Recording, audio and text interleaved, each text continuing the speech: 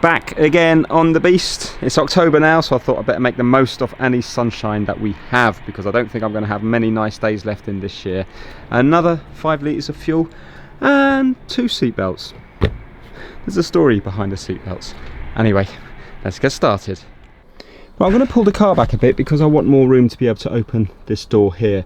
Because to get to this seatbelt, I've got to annoyingly unclip everything here. It's a fair bit of work actually to do there. You don't think there would be, but there is. I'm going to also, I want to check this out here, because I remember when I bought the car, the fuel gauge was going woo like this everywhere, and I thought it's because he was taking me for the test spin, and maybe the float in the fuel tank had a hole in it or something, or was just, you know, like erratically bouncing around. Maybe the spring or whatever is in it's gone and it's just doing that. But I seem to remember, because I've been putting more and more fuel into this every time I come down, I put in 5 litres to try to build it up a little bit. I seem to remember it was just moving when the car was stationary, so I want to double check that. So let's, also apparently I don't have to pump the accelerator because it's fuel injected. Oh no, battery's flat again. That's annoying. Right, I'm going to use this little battery thing just to get it started. Let's go to boost.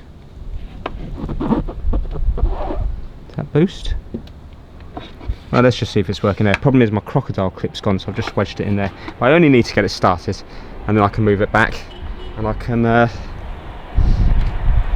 then charge up the battery today, because I don't need the battery today. It's because I've had lights and stuff on.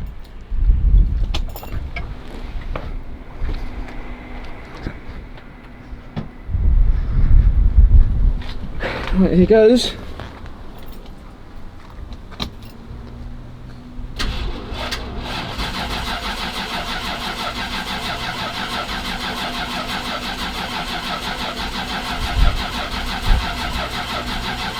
That's worrying. Well, normally I give it a few pumps, but it shouldn't make a difference.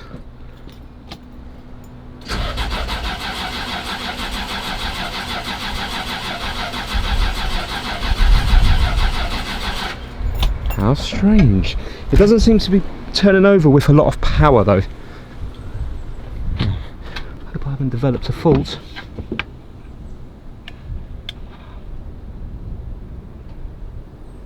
Do you know what I mean? Doesn't seem to be a huge amount of power there. It's amazing that this little thing can actually crank it though.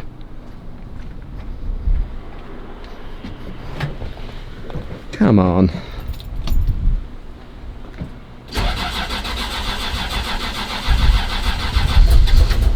Yes. I presume it's just a little bit weak on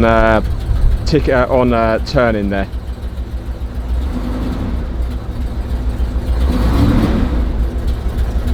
It's running rough. Let's take that thing off the off.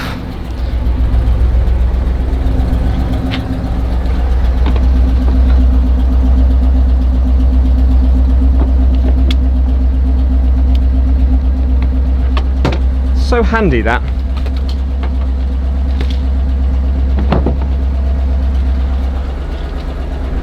Right, it sounds better now.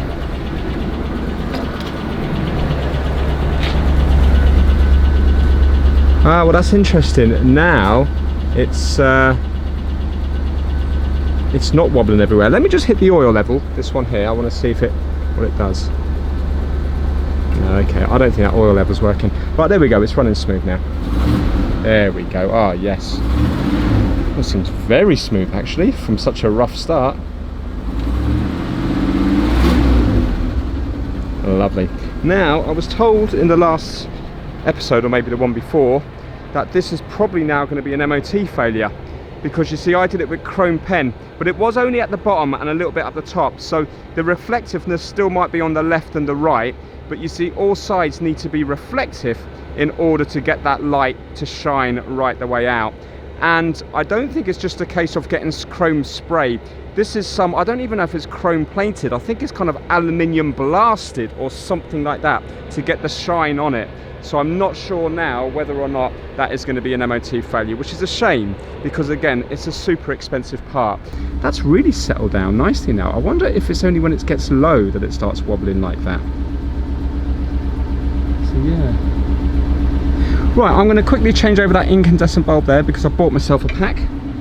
From eBay it's so much cheaper. I got like 10 of them delivered for about £3 I think it was.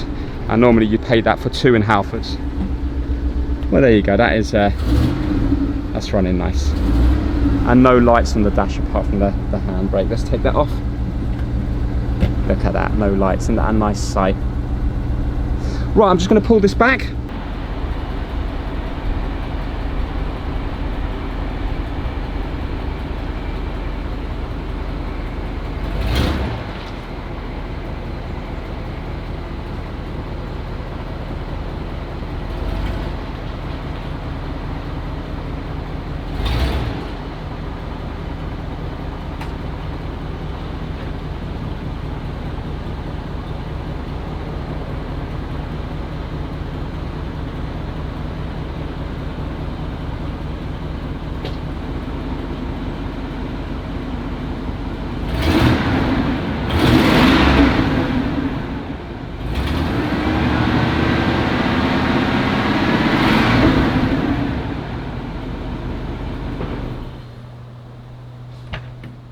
Right, so that's the battery on charge there. A lot of people say, why don't I get a battery maintainer?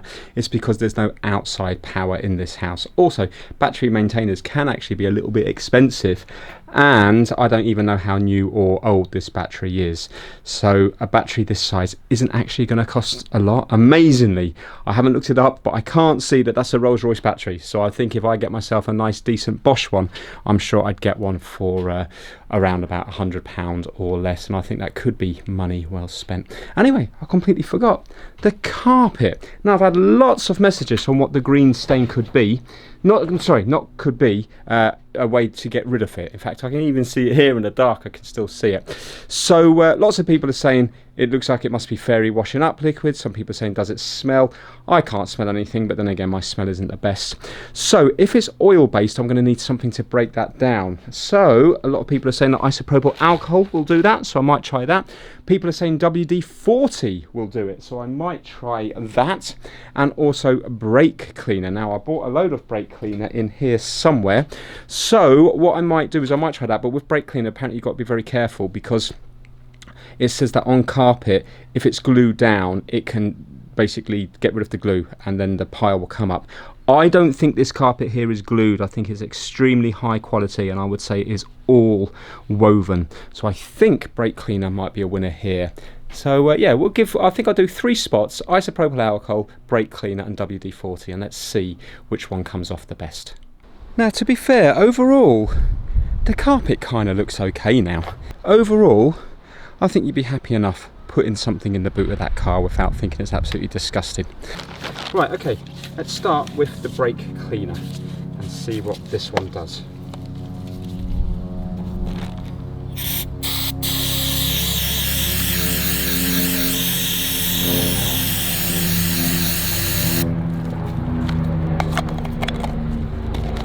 I'll do that one there, I'll let that soak for a little bit. Didn't seem to really make any difference.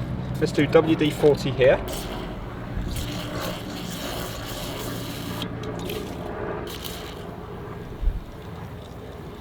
Okay, and we'll do IPA around here.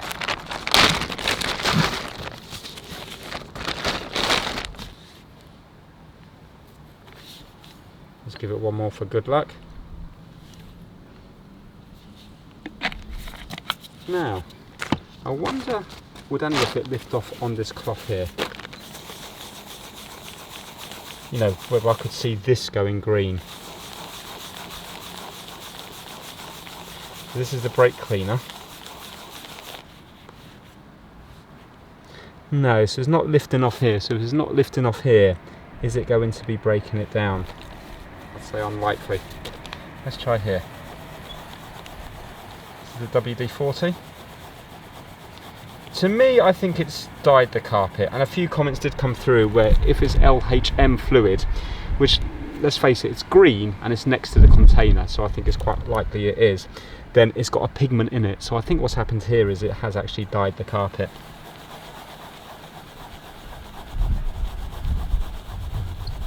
So I suppose you could use bleach, but then it's probably going to make it white, isn't it? Yeah, that's not making it any different at all. Let's try this one here. Come on, IPA, work for me.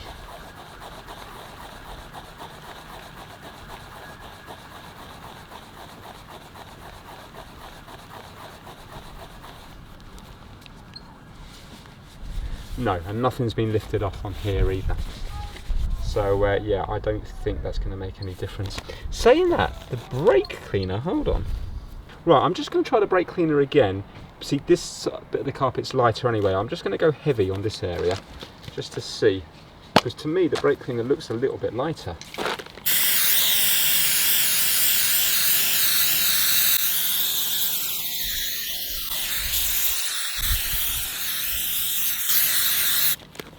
Plenty of it in there.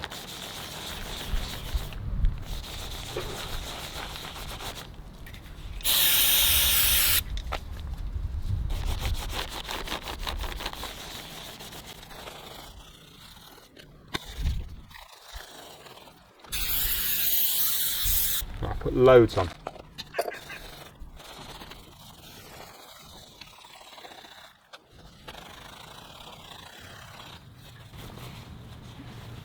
No, there's no green coming off whatsoever. I'll tell you what's happened here. It's yeah, it's dyed it, hasn't it? So it must be LHM fluid, and the pigment in it to make it green has dyed this here. Oh well, at least we know. Right, what I forgot to mention was that loads of people said to pressure wash it. Now my dad does have a pressure washer in the shed. Hasn't been used in a long time, I don't think, but it probably does still work. Now if I had done that at the very beginning, that would have been a better job, because I think it would have blasted through those suds. But now that it's dry, there was no suds coming out today, so I don't really want to add a load of water to this again, if I'm honest with you. Also, if that is green pigmentation dye that they put into the LHM fluid, then even if I pressure wash it, that's not going to bring the carpet back to grey. So I think I'm going to call it a day on this now, and I think when it's in the car it will probably look okay. Remember I mentioned about the lights earlier? Well, this is interesting. This is the one that was on my car, the one that's all broken everywhere. And basically the one I replaced it with, I remember this bottom section here was nearly all black. And look what they've done here. Can you see? That's foil tape. So this is the original finish here. But look here, that's just foil sticky tape. So I presume at some stage it failed the MOT for the lights not being bright enough. And then they must have put the foil tape on as a way to you know, get it sorted, because I mean definitely the one I put in it was black everywhere. So yeah, I think when it comes to probably, I say it'll probably fail the MOT now, maybe on this little light as well as the main light. But that is an option, just to stick foil in it like they've done here. I mean, when the lens is on, you're not going to see it. The only other option is to send these off to a special company to get them completely refinished, which is a bit of a ball ache, because you've got to take, not on this one, but on the main light, you'd have to take the whole thing out. So, and again, how much is that going to cost? So I think foil tape might be coming out in the future. Look at what my dad found in the shed. It's thin foil or aluminium tape or something. So you know what? Why take it for an MOT knowing it's going to fail on it? Let's take those lenses off again, and let's put a bit of foil around the place. Let's try to get the light reflecting, because it's not a cosmetic thing. I don't want to be driving with this thing where you can't see in the dark. Also, it would give me an opportunity to reseal this one, because look at this one here. Now, when you turn lights on, apparently it gets rid of the condensation anyway, you know, a bit of night driving. But can you see here, we've got condensation all the way around here, and yet the one I did the other day hasn't. Now that could be because when I took it off, all the moisture went away, but it could be because I resealed this one, didn't I, with the silicone around the edge. So maybe I'll do that on this one, and it might be less likely to get condensation in the first place. Not a big deal, because when you put the lights on, it will burn it away, but I suppose it'd be better to not have condensation in it, because then the inside part's going to last longer. So you've seen me strip this down before on the previous light, so I'll just whiz through this. I'll also give a shout out to my mate Vince Massive. The members this month are kitdigital.com, Kip Hakes, Max Rokotansky, Having Fun Repairs, Chris Seal, Felipe at MrKeeves.com, DJ VG, Pixie, Robert from Timsy's Auto Air, Daniel Watson, Anthony Dean, Bazza2, Russ Mellinson, Gaspar Heller, Rickard Bergland, Jacob Colpin, Matt Rawlins, Soul Reaver 555 and Angry Owl Tech. So a massive thank you to you guys and also everybody who's still watching these videos, part 49, and there's still a bit of an audience out there, which is amazing. I didn't dream we'd get this many episodes on this particular car, but as you can all see, one job turns into 10 normally. So yeah, but I appreciate all the support you've given me for such a series that's gone on and on and on, and I'm still getting messages through saying that people are enjoying it, which is fantastic. So yeah, I would say long may it continue, but I do want to get this car finished, but you never know.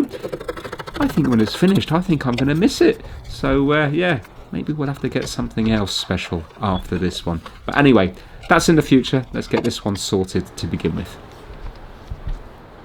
Well, that's interesting. That's completely black down the bottom, just like the one I got from eBay. So that doesn't look oxidized. It just doesn't look. Hold on a minute. No, there's no way that would have been silver, and that would have, you know, that would have gone from black to from silver to black. It must be manufactured to begin with in black. Yeah, because I suppose there's just little side lights. They're just there to, you know, have a little glow, not really light up the road. You know what I mean? They might be just there to tell other people that there's a car there rather than lighting up the whole road. Right, okay. I am going to get a wet wipe and just clean them out because they're very dusty. And then let's put a new little silicone seal around here and get the lights back on. I'm going to clean up the lens as well, give them all a nice wash.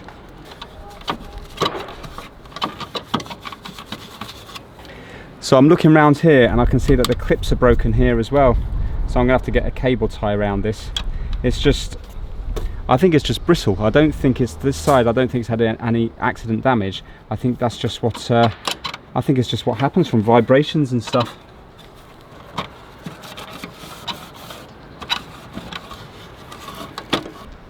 Right, now, I can actually see, I think this side originally was silver. So black at the bottom, black here, and then I'm not sure what's, I think there's metal at the top anyway. I am going to put a bit of foil here because I think this side was originally silver. Now that I'm cleaning it, I can see it, what looks like silver underneath it.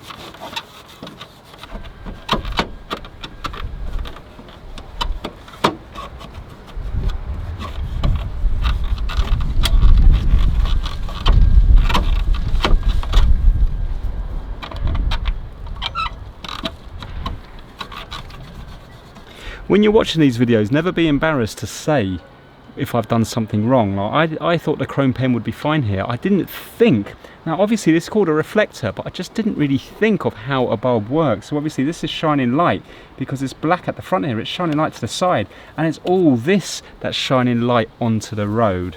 So yeah, honestly, that didn't come into my head at all. And to other people, that's really obvious. But you see, that's the good thing about kind of working in a team, is because not everything is obvious to everybody, and then I might pick up on something which I think's obvious, and then the people that know about the reflectors would never dream of. So yeah, always correct me if I've done something wrong in the videos, because now, you know, other people might have copied me and put chrome pen in there, and they're going to then fail an MOT as well. But now they'll know to not put chrome pen in, and maybe either to get it professionally refinished, or maybe that aluminium foil type sticky foil might do the job. I mean, it's obviously what was there beforehand. Right, okay, that's that one done.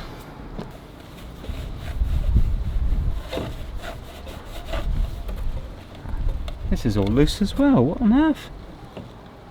Ah, it's supposed to be some weird screw thing in here, I presume, to get it the right level. Okay, well that's pushed back in now.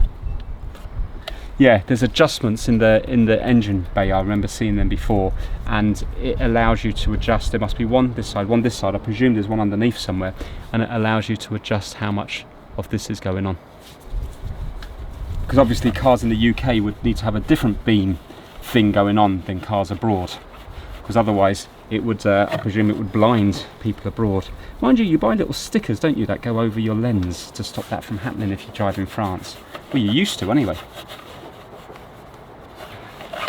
But there's no way that one's going to fail the MOT. I mean, even now it's hard to look at because I can see the sun shining through it.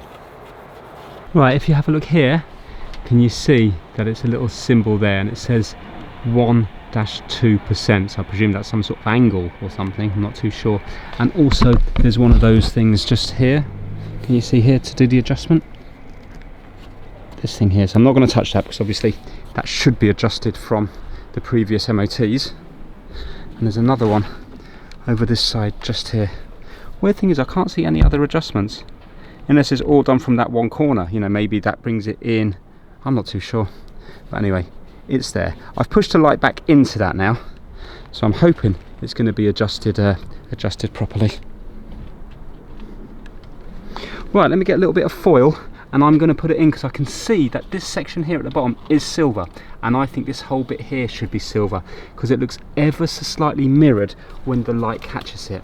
So if I shine the torch in there, it looks different than the one below. And from memory, on the other side, the one I bought from eBay, I think it was silver on that bit there. But we'll soon find out because I want to take it off anyway and put the foil in there. It's good, this stuff, because you know it's going to be kind of like mouldable. It's going to be, you know, it's going to follow the lines really nice. Right, so we're nice and clean. Take my gloves off. Let's see if it's going to stick in or is it going to be a nightmare. And it should be fine with the heat, shouldn't it? Because it's foil.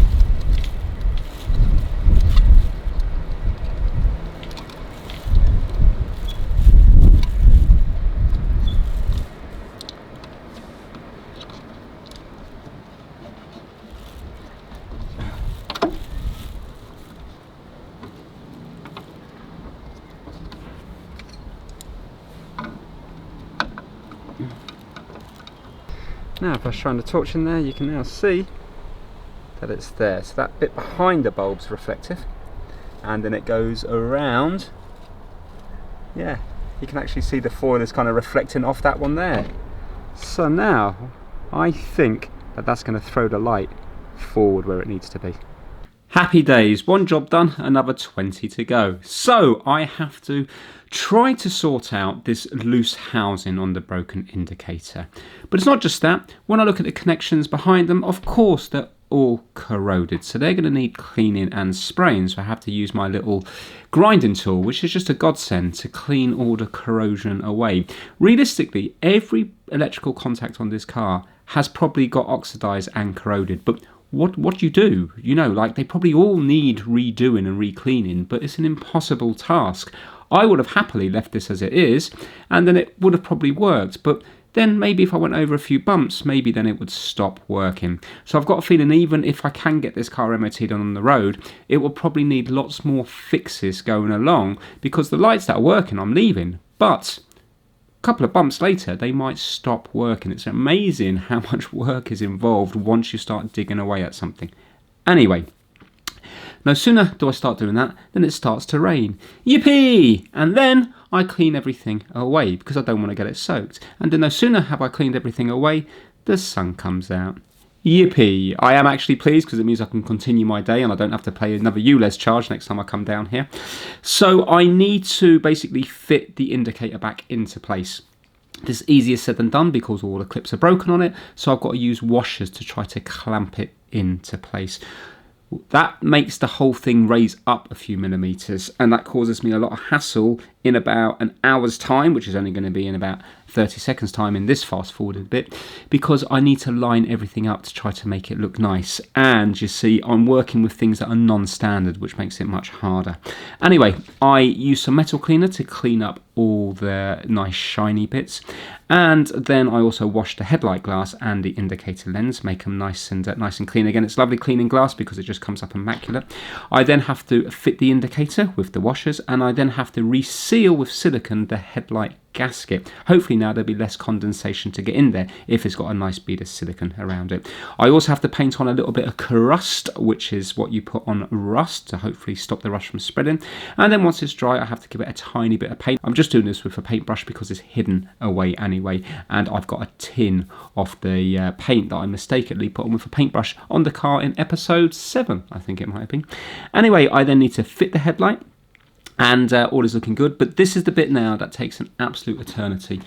I need to line up the headlight with the indicator lens, And I also need to line up the metal trim at the bottom. That weighs an absolute ton. It's such a weird material. It's just so heavy for the size of it.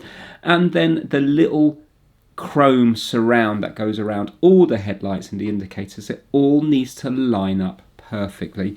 This is a lot easier said than done. I had this on and off probably around 10 times to get it looking how it does now, which I think I'm pleased with, but it's probably not like it left the factory.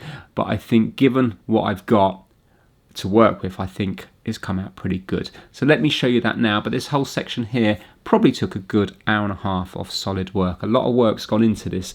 You don't think it has, but time does whiz by.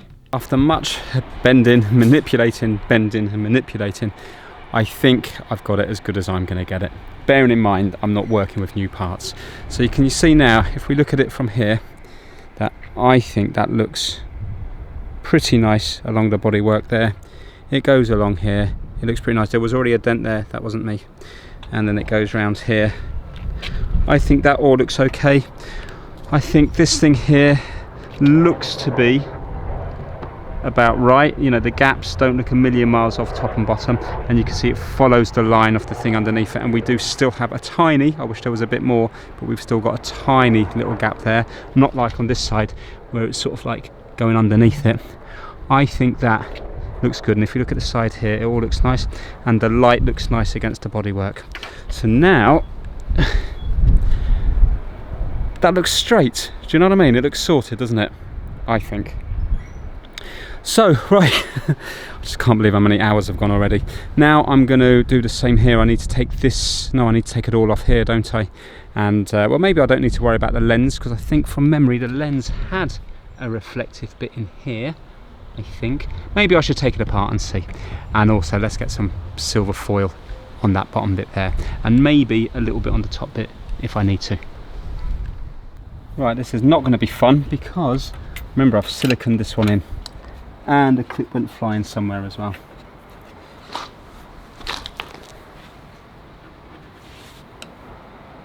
Let's get rid of the lens. Yeah, I wasn't expecting to have to get into this so soon. Yeah, I can see that this has got the silver reflective paint here. Yeah, I'm not going to put foil in that one. That still looks relatively intact. Now, how are you going to come out? I think I'm going to need to get some plastic pry tool in order to prise it out, because I don't want to use metal because it will, I could break the glass. These little spacers will do it, you know, these kind of like double glazing spacers and stuff.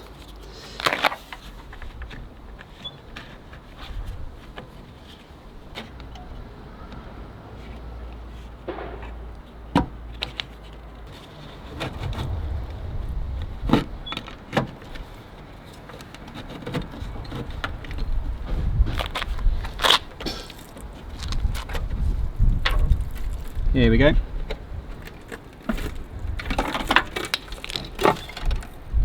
There we go, it wasn't too bad. I've actually found the other part that you adjust it from. You see this thing here? So that's the bottom one there. Goes through there. And that's the top one over this side. Right, the day's starting to whiz by now, so I'm just going to crack on with this. So if you put it on and then score a line, you can tell where to cut.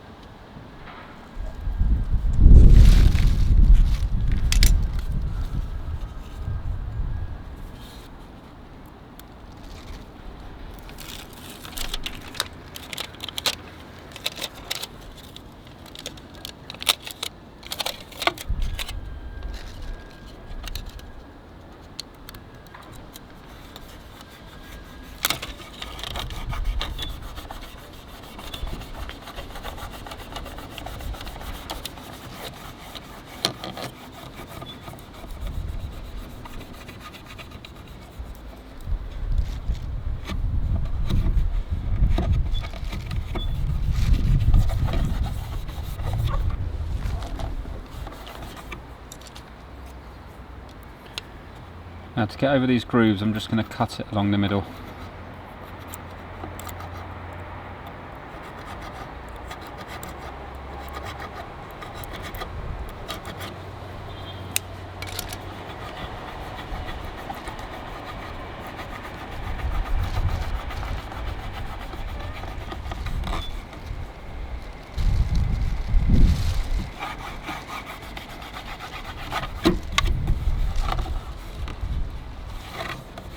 Right, you know, I think I'm going to get away with this. I'm going to do another one at the back here, because look, this is all the original stuff here. I just did a tiny little line down here and here where it had gone back to white. So that's all original. So I'm thinking now with the foil on the bottom, I can't see that being an MOT failure. Obviously, if the other side's perfect, then there might be a difference between the two, and that's maybe where the failure comes in. I just can't see that this is going to fail, you know? It'd be different if it was all white. But it's not, you know, most of it's still the reflective surface. So I think now that I've put this on it, it's going to be just fine.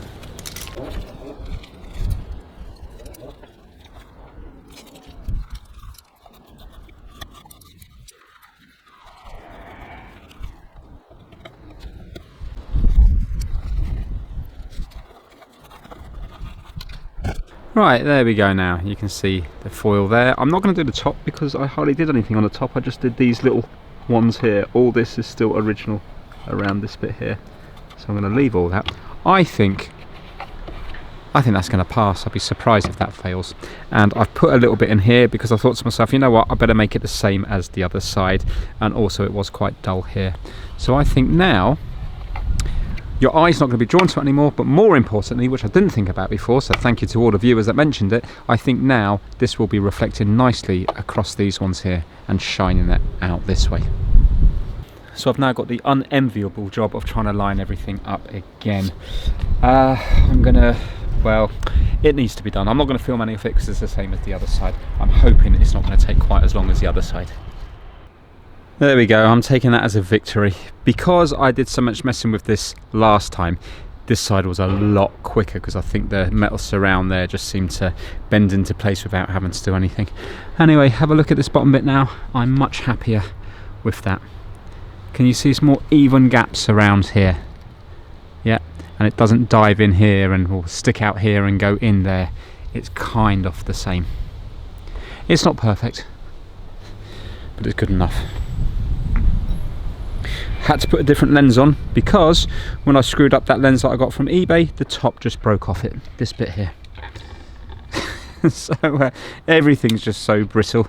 So yeah, but I've got a feeling every car of this age, well sorry, every one of these cars, because they're all the same age or older with the Silver Spirit, with this one, the Mark 1, I've got a feeling they must all be brittle unless they've been garaged or something, and maybe they've been out of sunlight.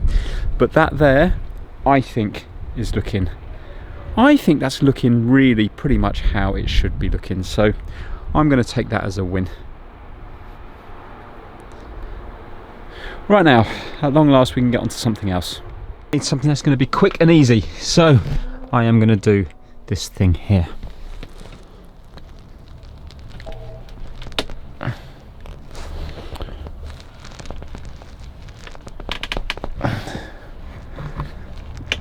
There we go.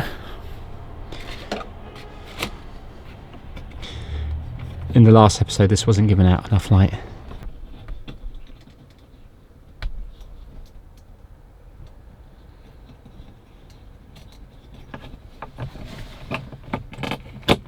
Now I can't test it because the battery's still charging in the shed.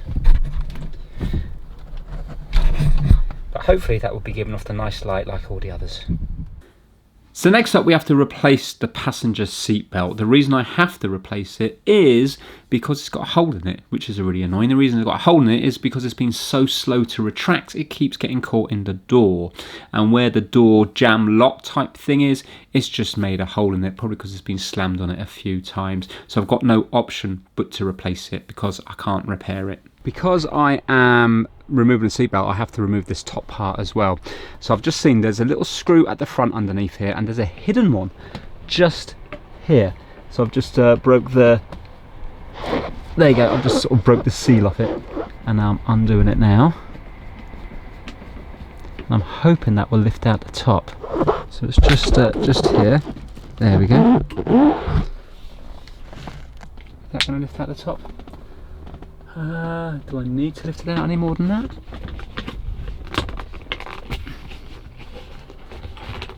There you go, I managed to take it off. There's basically two bits here that you unhook it from. So it slots onto there. I think to make it easy for myself, I'll probably undo these two to take this off, and then that will give me access to this one nice and easily.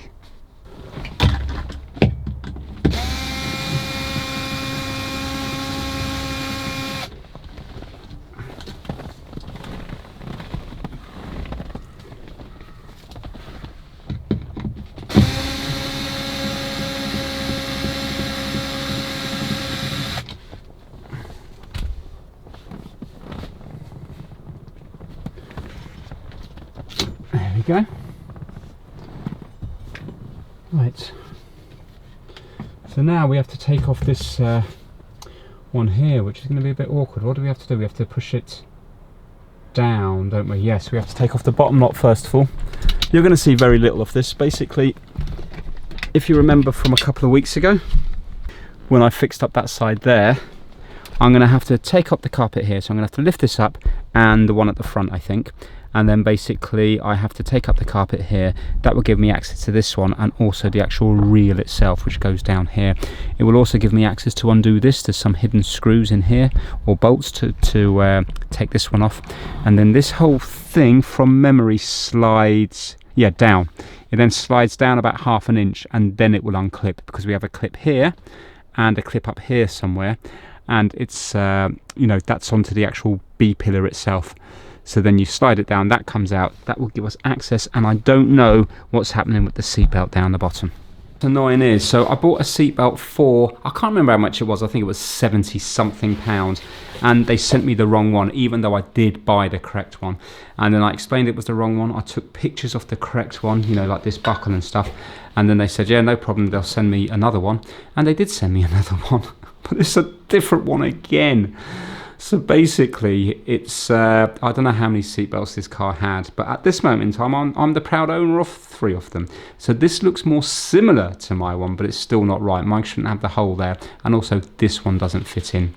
So I thought, rather than waste any more time, I mean, when I used to do eBay, mistakes do happen, but to then make a second mistake, you know, that's, yeah, not many people would make a second mistake. So I don't really want to mess with that anymore. So what I did is, I just bought a brand new one, £180 or 175. Yes, £100 more than that one, but it's brand new, and the listing showed the picture of the one that I wanted. They contacted me to make sure. They said, can I have your registration number? And I said, if it says U, whatever it is, UB10007 or 70001, I can't remember what it was, then it will be the right one. And they were like, thanks a lot for confirming, and they sent it out. So hopefully in this one now will be the brand new seatbelt, the correct one. Fingers crossed. Imagine if it was wrong. Right, so this bolt here is the same size as this one, and then these two are the same size as all these ones here, and you can see that this under sort of this little plate down here, that's where it's going to be hiding the actual ratchet seatbelt thing. Okay, I've removed that middle section now. Once you undo the 2 bolts at the bottom, here and here, you have to basically slide it down, and these are the clips that you're dodging. So you need to slide it past this clip here and also this clip here. Now annoyingly, I think I'm going to have to put the battery back in the car and get the seat moved right the way forward, because I need to undo all these things. The seatbelt goes through here, and also there's one down here as well, but basically they screw in. You can see there's screws, there's 2 screws holding them in. So I need to sort that. Battery is back in. I can see all the incandescents lighting up everywhere. Let's see if the one over here is still working. Yes, it's lighting up nice now. Excellent. Right now, it's been a long time since I've done anything with these seats. Let's see if they are going to work or not. So, where am I going to put this? I can put this one back that way. It's working. That's going to give me access to that one, and then I'll worry about the one at the bottom. Maybe I have to move the seat forward.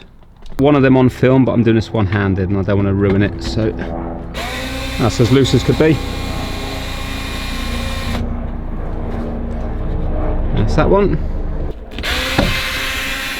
And that's that one coming out. There we go. Oops. Right, we are getting there now. So that's all the seatbelt right the way down to there removed. So now I just need to undo these other bolts, and hopefully then it will give me access to how it's actually attached onto the car. Oh, I've just realised there's two here as well. Oh, and one there. How annoying, and one here as well. So I'm gonna have to get spanners for those, because because of the wiring loop, I'm not going to be able to get my socket set in there. I'll get spanners for those ones. It's amazing how powerful the socket set is, and when you haven't got that leverage there, it's hard. Also, I'm trying to bend down at an awkward angle. Oh, here we go, it's done.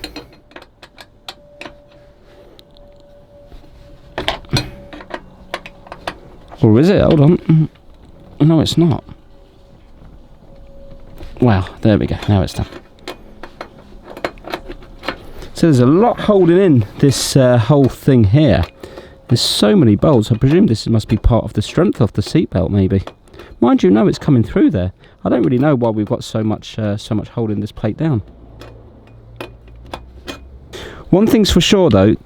Amazingly, with this car, I haven't struggled yet. I know I haven't done any suspension components, but I haven't struggled yet really with the bolts. So I've been very lucky. Nearly there. Here we go. Now, what is going to be under here? Right. Okay.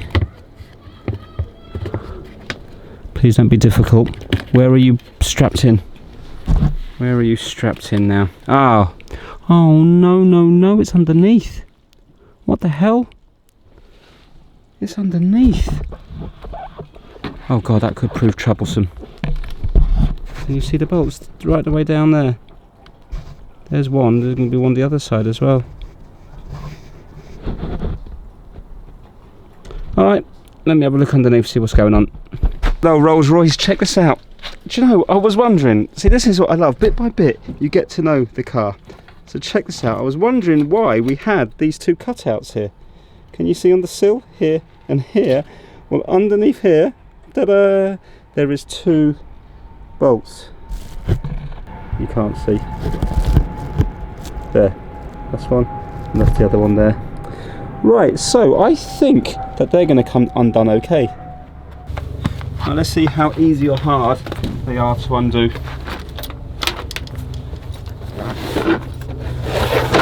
You'd think they'd be a nightmare because they're underneath, but maybe not. I'm using this half inch bolt here. Okay, so 1 second now. As I'm looking at it, it's this way. Right, this is going to be undone. Oh my word. Easy. What? I thought that'd be a nightmare. Yeah. Unbelievable. I suppose that's the good thing about having a bit of underseal and stuff underneath the car, is that it keeps the rust off things, isn't it? I really thought that they would be a right headache to undo. I'm amazed that they weren't rusted to something. I wonder how hard it's going to be getting it back in. I wonder, is it I bet it's a two-person job. There you go, that's how big they are. Don't know if you can see any of this or not. Yeah. I thought it would be all done from inside.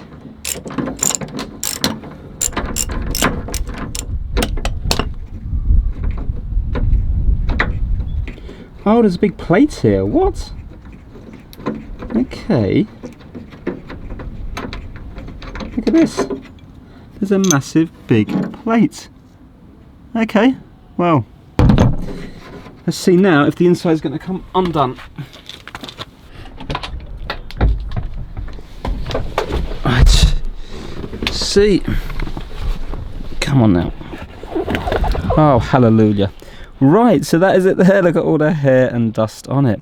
Now, let me see what I've got in the pack. I've got a feeling that this is probably part of the car, and I'll have to do up this bolt on the new one. But let's see what I've got. And look at that, they've done a nice little waterproof little polythene type bag going all the way around it.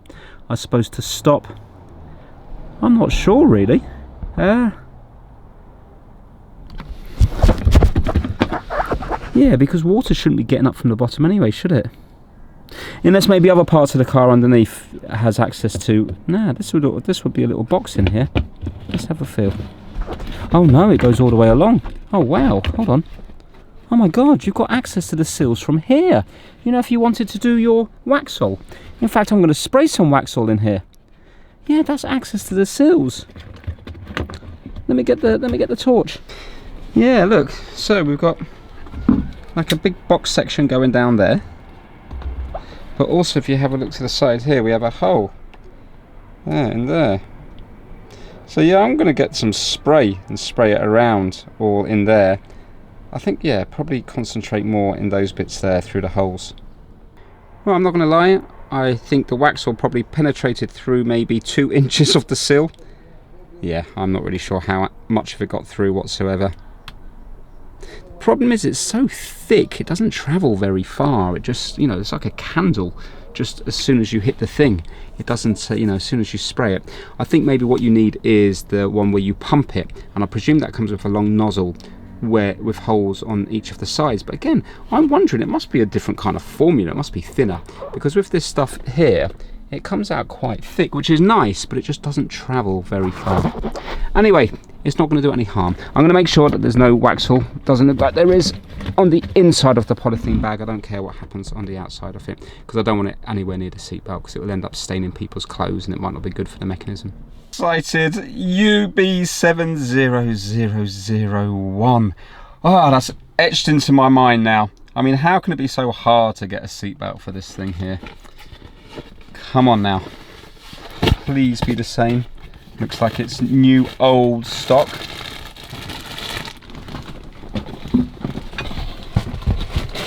Let's have a little look at what we got here.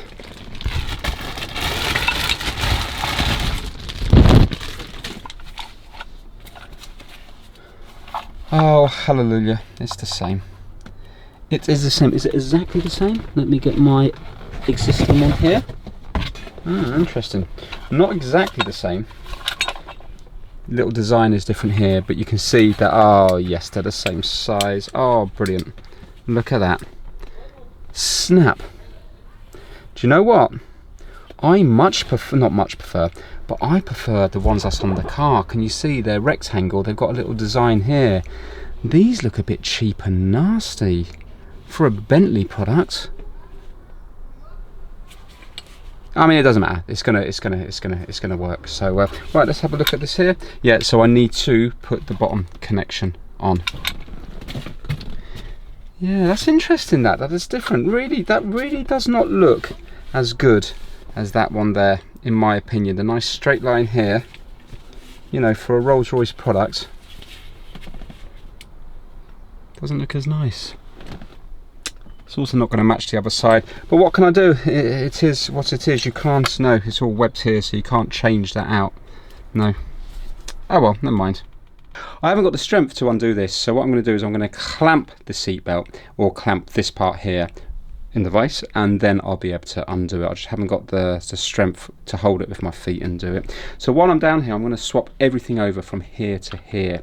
So I'm going to just do it bit by bit, make sure that I have like the webbing the right way round when it goes through here and everything like that, and hopefully then it will be an easy install.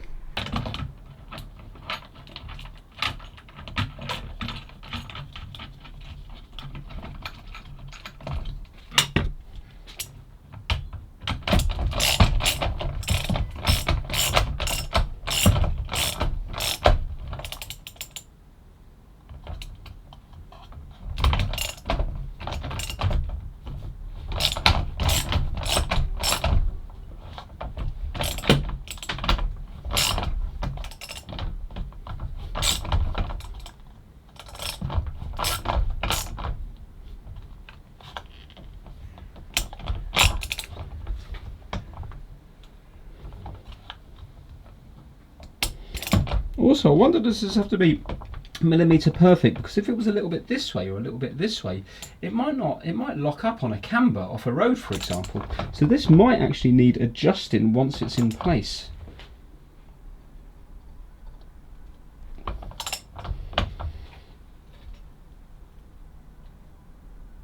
I decided to have a little look in the seatbelt because I was curious. And look, there's this fancy little thing here. and this must be to tell, you know, if the car's kind of lurching, you know, when the seatbelt locks in. So this little plastic thing needs to be down here to allow you to undo the seatbelt. But look here, when it locks into place, can you see, if I do this around here, look at the pin mechanism in here. So there's like a big beefy, there's a little metal one here that a little blue thing goes in, which is only a little plastic thing, but then there's a massive beefy one behind it. And check out this big pin mechanism here, and I think this locks in when you're actually in an accident, or if you pull the seatbelt very hard. So maybe this is to measure, like, you know, sometimes if your car was at a weird angle years ago, you might not be able to take the seatbelt out.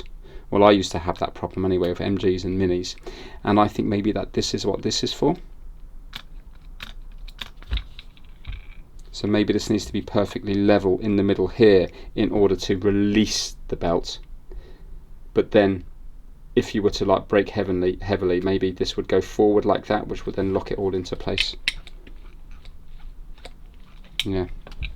It looks quite cheap and plasticky on the inside, but obviously it does what it needs to do. I was wondering why they had this split here. It's because you need to take off this little bit of rubber here, this little bit of plastic, you know, so the seatbelt's not rubbing against the metal all the time, and then you need to feed this through. You need to feed the webbing through this line here.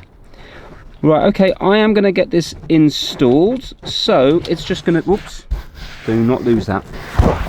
It's just going to be, in this case, it really is a reversal of what I've just done. So I'm going to crack on now without the camera, because I'm starting to lose light. I can see the sun going down in the corner here, and I want to get all this done before it's dark. If I have any problems, I'll let you know. Right, I'm losing light rapidly, but I have managed to get it in. I haven't done up fully the bolts underneath yet, because I thought maybe they might need a slight bit of adjustment, you know, if the ratchet thing wasn't working. But luckily, the ratchet thing so far does appear to be moving. So look, you see it's moving nice and smooth, and if I do it hard, it still locks. So now what I have to do is I have to put on all these little clips that go up here. There's still loads to do. I need to do everything up, make sure everything's nice and tight.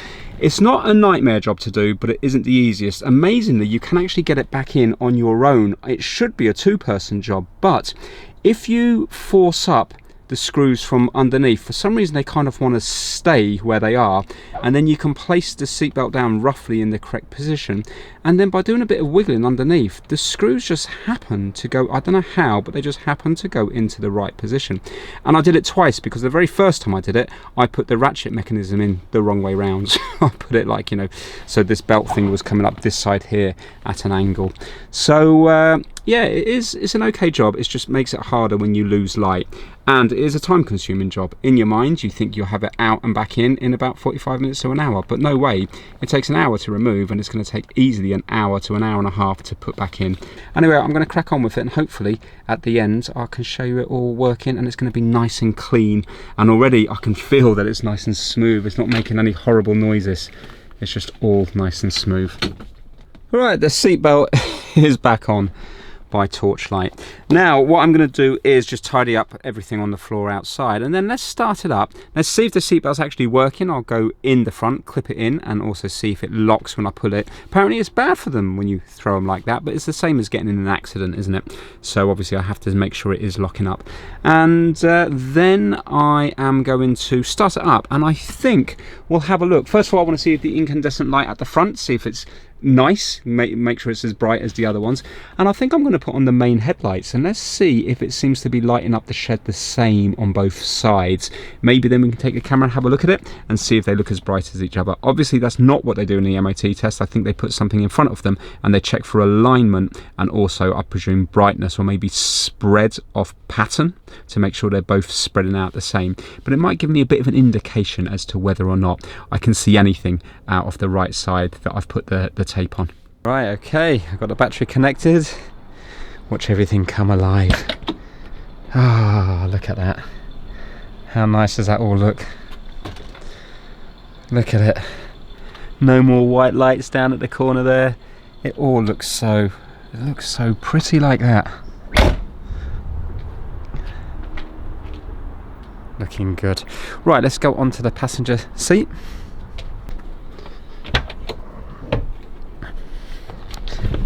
And the seatbelt, check it out, all nice and new. nice and clean and retracting quickly and silently. Look at that. Whee! Lovely. Let's see if it locks into place. Yes, it does. Locks perfectly. But look, locks in and unlocks. Fantastic. So we got there eventually. I didn't think it'd be so much work getting the seatbelt done, but yeah. Now let's see if it locks into place. Yeah, there you go. Look, I'm not going to do it too much, but out here, bang. Right, fantastic. Let's start the engine up and let's see what the front headlights look like. I mean, they're lighting up the garden. Let's see if we can see any difference. I mean, the whole grass seems to be lit up.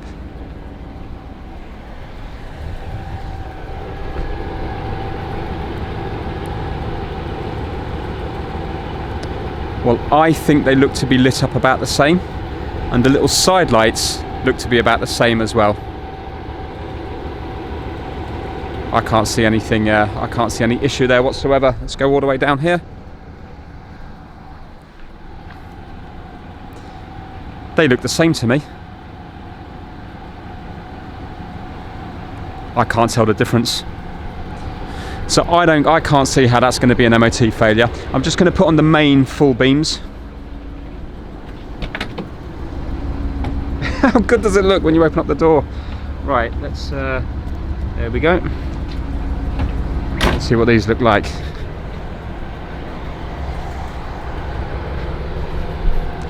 And again, it all looks even to me. And I'm just going to check the indicators because I haven't checked that one since I cleaned them up earlier today. Right, let's knock this down to there. Let's put it to park as well, and we'll go to indicators there. Remember, these were really dim before I fixed them, whenever that was. Yeah, that's fine, they look the same. Excellent. Well, there we have it. Wondering about those there, how to get them on their own. When you turn the engine off but leave the lights on, it will leave those little park lights at the side, and they look very nice and clean. They look much better with my eyes than they do through the camera lens. Ah, fantastic. I'm understanding it more bit by bit every single time I'm down here. So that is it for this video. If you enjoyed it, give it a massive thumbs up. I'll leave you now with just that little beautiful glow coming from here. Take care, everyone. See you soon.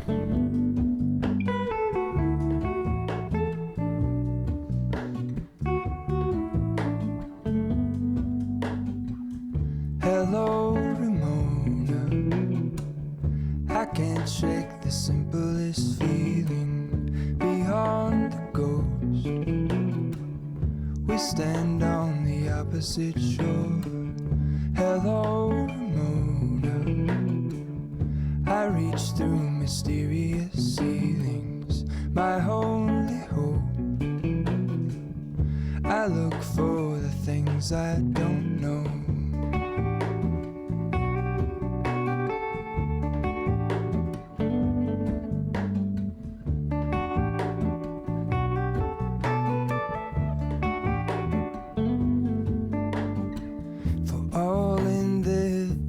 I stand alone. Show me where the ending goes. Honest, honestly don't. I should be the last to know. We're all in this. I stand alone. Show me.